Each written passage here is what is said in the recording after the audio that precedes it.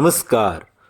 आप सुन रहे हैं द बॉलीवुड रेडियो और मैं हूं आपके साथ आकाश।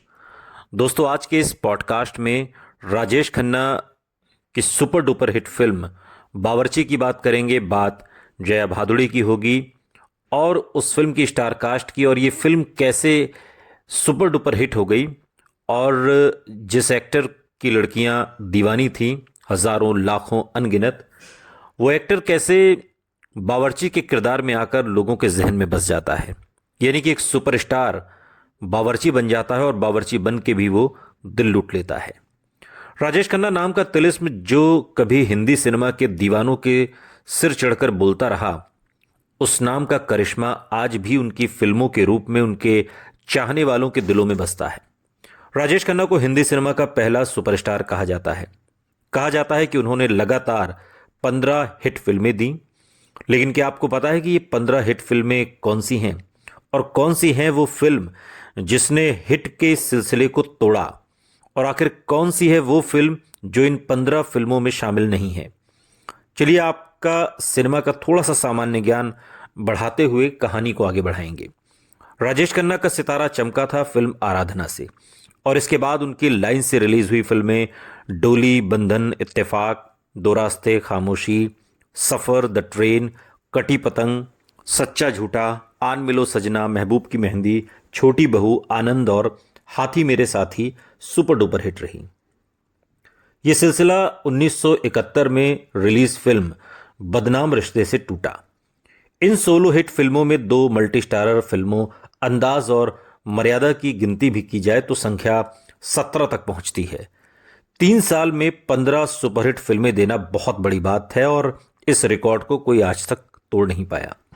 राजेश खन्ना के साथ इससे बड़ी बात जुड़ी है साल 1972 में 11 फिल्मों के रिलीज के चलते, और 1973 में खैर अमिताभ बच्चन की जंजीर रिलीज हो गई थी, और 3 साल में ही सुपरस्टार बन बैठे राजेश खन्ना को एक नए और निराले अंदाज में पेश करने वाली फिल्म बावर्ची आज की इस पॉडकास्ट का हिस्सा है। और ये फिल्म राजेश खन्ना के करियर की इसलिए बिल्कुल अलग मानी जाती है क्योंकि इस फिल्म के निर्देशक ऋषिकेश मुखर्जी ने उनसे वो सब कराया जिसके चलते राजेश खन्ना सुपरस्टार बने थे। ऐसा कुछ भी इस फिल्म में नहीं था। यानी कि राजेश खन्ना को जो रोमांस का जादूगर कहा जाता था या एक रोमांटिक स्टार के तौर पर जो उनकी छवि थी, ऐसा इस फिल्म में कुछ भी नहीं था। बावजूद इसके ये फिल्म सुपर डुपर हिट रही।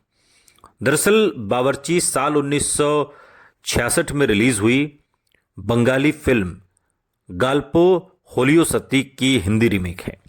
तपन सिन्हा द्वारा लिखित और निर्देशित इस फिल्म में राबी घोष ने बांग्ला सिनेमा में हंगामा मचा दिया था, और ऋषिकेश मुखर्जी ने यह फिल्म देखी तो उन्हें बहुत पसंद आई, और अपने गुरु भाई गुलजार को उन्होंने फिल्म के हिंदीकरण की जिम्मेदारी सौंपी और खुद ये कहानी सुनाने पहुंच गए राजेश खन्ना के पास।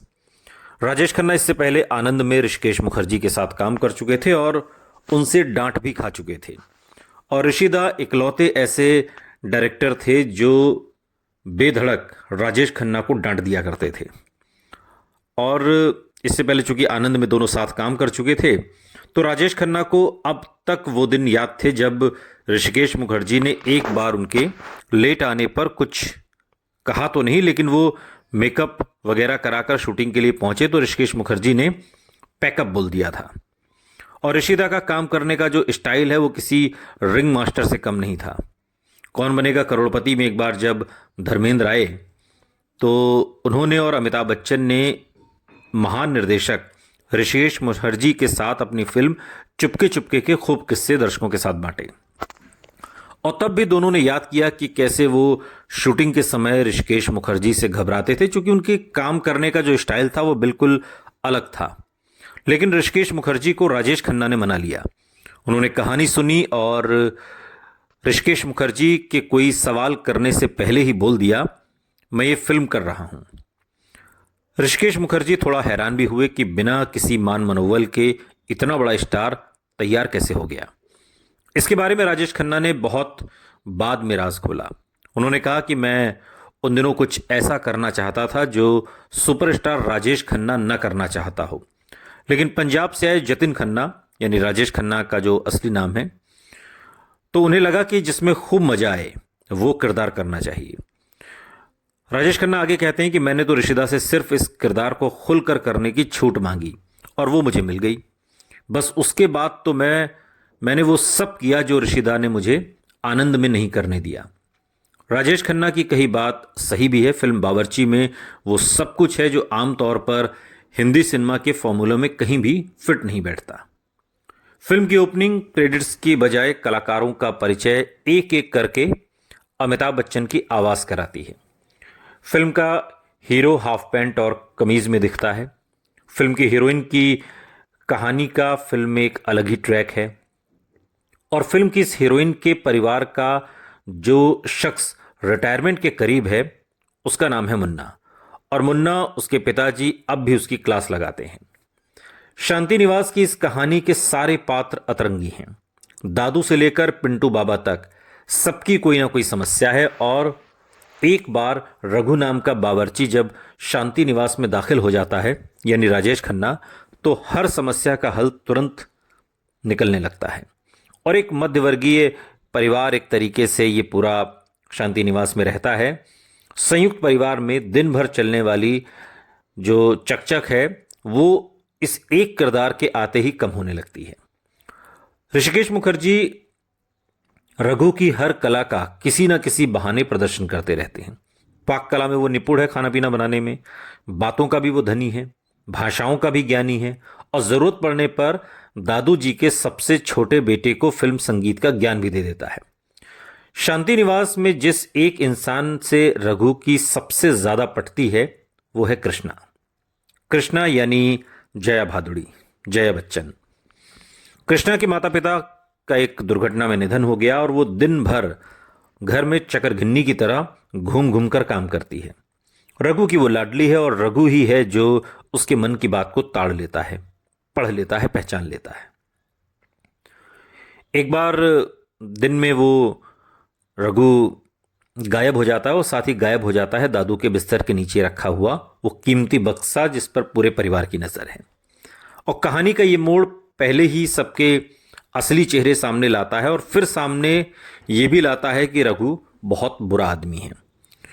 वो तो एक प्रोफेसर है जो दूसरों की खुशियां बांटने के मिशन पर निकला है। काश ऐसा एक रघु हर संयुक्त परिवार को मिल पाता।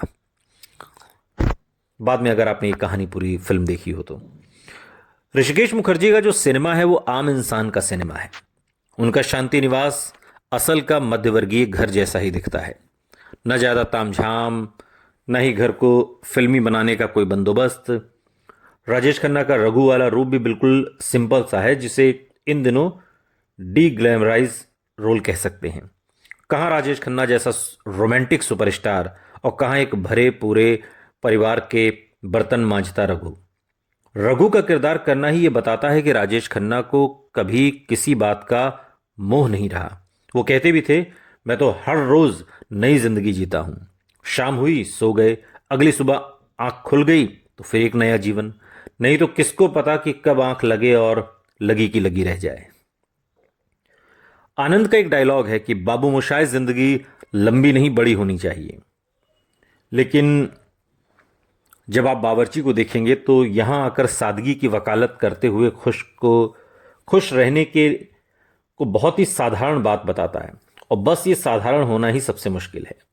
ये भी समझाता है फिल्म में राजेश खन्ना और जया भादुड़ी के साथ जितने भी साथी कलाकार रहे सबको ऋषिकेश मुखर्जी ने ऐसे किरदार दिए कि किसी एक को भी कम कर दें तो कहानी का संतुलन बिगड़ जाए। डांस मास्टर के रूप में पेंटल हों या फिर फिल्मों में संगीत देने के लिए हाथ पैर मारते संगीतकार के रूप में असरानी। फिल्म में कैफी आजमी और मदन मोहन की जोड़ी ने एक बार फिर से रंग जमाया है। फिल्म के गाने ऋषिकेश मुखर्जी के अपनी फिल्मों के सबसे पसंदीदा गाने रहे। वो कहते भी थे कि अगर सिनेमा के स्वर्णिम युग के सारे संगीतकारों में से मुझे किसी एक के साथ काम करने का मौका चुनना हो तो मैं फिर से मदन मोहन के साथ फिल्म बनाना चाहूंगा। फिल्म बावर्ची की कहानी पिछली सदी के आखिर में एक बार फिर पर्दे पर दिखी थी, गोविंदा की फिल्म में हीरो नंबर 1 के रूप में। लेकिन इससे पहले बावर्ची की मूल बांग्ला फिल्म गाल्पो होलियो सत्ती की रीमेक तमिल में एक बार और कन्नड़ सिनेमा में 2 बार बन चुकी थी। बावर्ची की शूटिंग के दिनों में अमिताभ बच्चन और जया भादुड़ी का प्रेम प्रसंग भी अपने पूरे जोरों पर था और इसे लेकर राजेश खन्ना ने काफी उल्टा सीधा भी बोला था। अमिताभ बच्चन को उस सेट पर काफी उनका मजाक उड़ाते और एक दिन दुखी होकर जया बच्चन के मुंह से निकल गया कि एक दिन जमाना देखेगा कि ये जिसका आप मजाक उड़ा रहे हैं ये कहाँ होगा और आप कहाँ होंगे। किसी का दिल बहुत दुखा हो और उस वक्त उसके मुंह से कोई बात निकल जाए तो लोग कहते हैं कि सच होकर रहती है। और खुद राजेश खन्ना ने बावर्ची के अगले साल रिलीज फिल्म नमक हराम में मान लिया कि उनके दिन अब पूरे हुए, अब बारी नए सुपर सितारे की है, अमिताभ बच्चन की है। और ये बात सही साबित हुई कि अमिताभ बच्चन के सितारे धीरे धीरे बुलंदियों की तरफ चढ़ते गए और राजेश खन्ना के गर्दिश में चले गए। सुनते रहिए द बॉलीवुड रेडियो, सुनता है सारा इंडिया।